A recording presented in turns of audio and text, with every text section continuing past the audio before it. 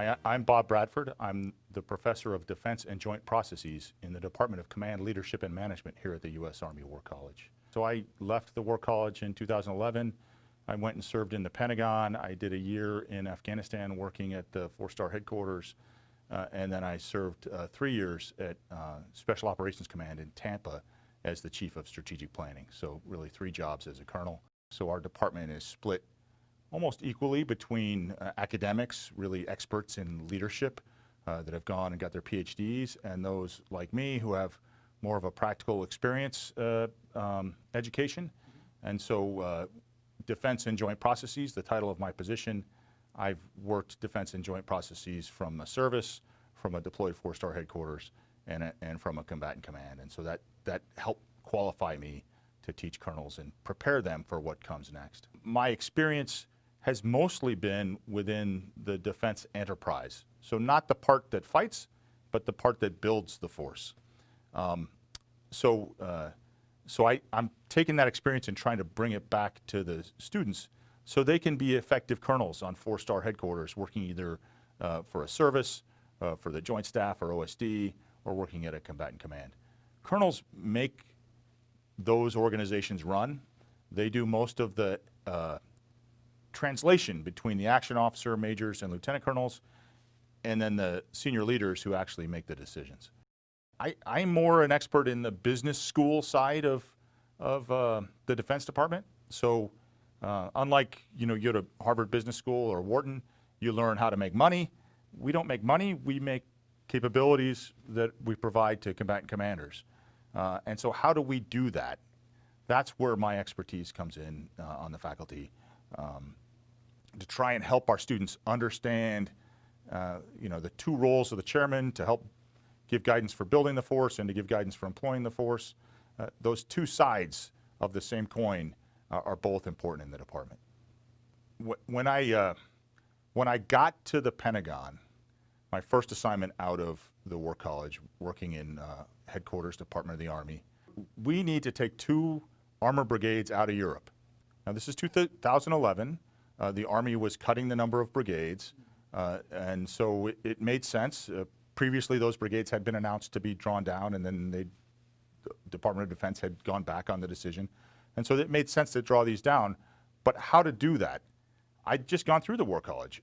I'd learned a lot about building strategy, developing operational approaches. I hadn't learned how to get a process like that through an organization like the Department of Defense. And that was a challenge I had as we really used a resourcing process to raise the issue to the level for a strategic decision, as opposed to a force posture or a positioning, where should we station the forces process. We used a resourcing process to get the issue into discussion. So I mentioned that change from the tactical perspective to the enterprise or strategic perspective.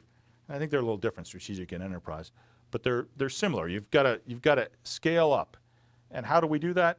Well, there's a number of ways we do it in the classroom, through exercises.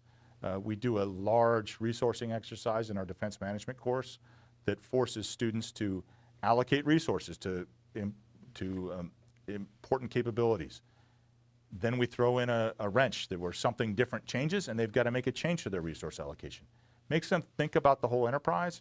It makes them identify these systems connections between force structure and readiness, for example, or between modernization and installations. All these things they need to think about. We help them through some exercises and some experiential exercises we use in the classroom. I teach an elective on defense resource management.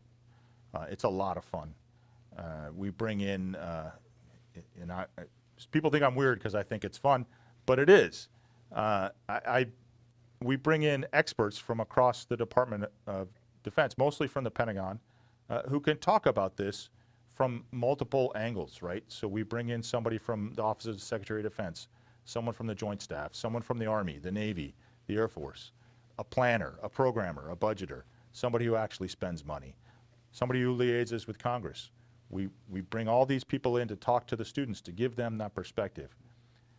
I use the analogy in when I teach the defense management course in the core curriculum of the fable of the 6 blind men and the elephant, right? So there's 6 blind men, in a village, and they bring them an elephant, and each one touches a different part of the elephant, and they all think it's something different, right? So the guy that touches the side thinks it's a giant wall. The guy that touches the tail thinks it's a rope. The guy that touches the tusk thinks it's a spear, etc. Well, being an action officer, first time in the Pentagon can be like that elephant, and you're just a blind guy. So you think, hey, I'm working in the training department. I think the military is all about training. Or you think, hey, I'm in the installations department. I think the military is all about installations.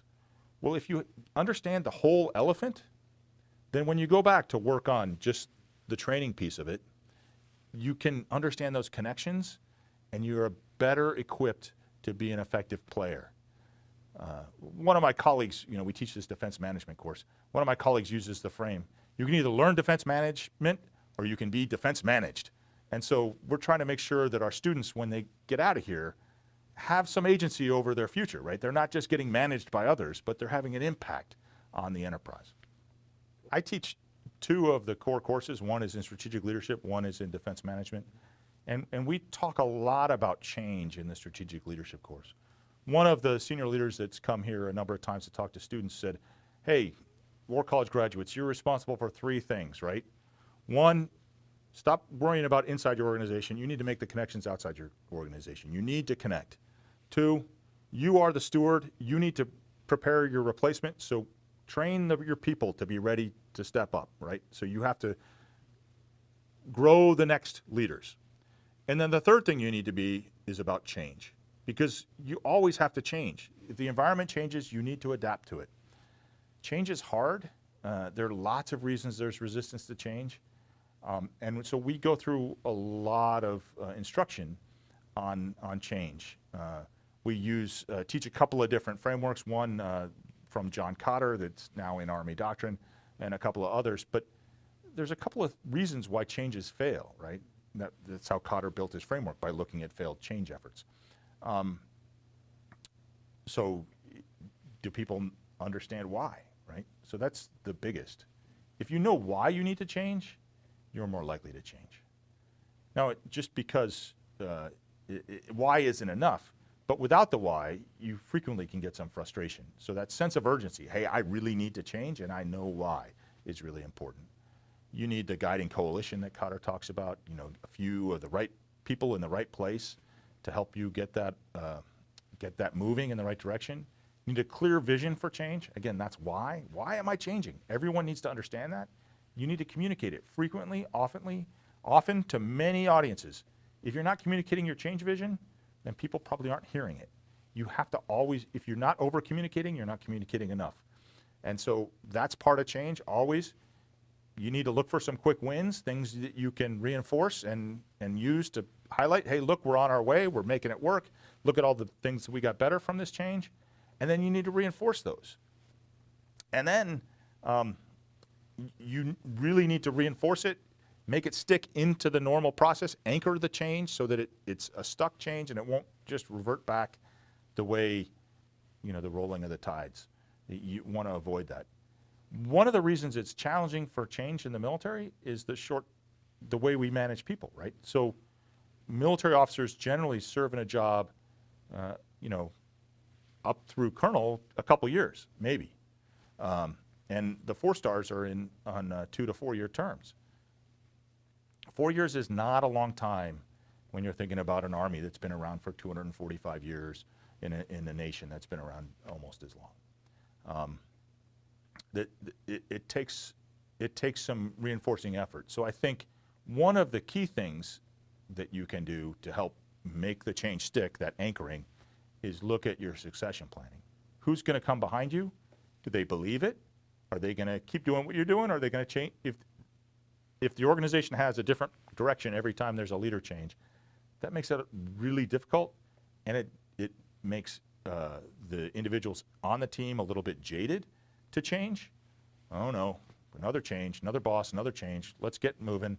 It's going to be all light and no heat, right? So that's not necessarily what you need. You want to get something that actually makes progress and moves the organization. This is a great place. We're really lucky that the Army resources us to do the things that we do.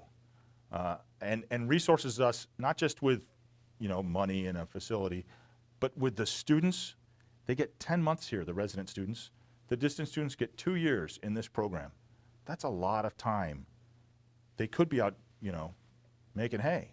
They're here learning about it, and that's really important. So as I said, I thought my experience at the War College, my 10 months in the school, made a real difference in how I thought about the rest of my service.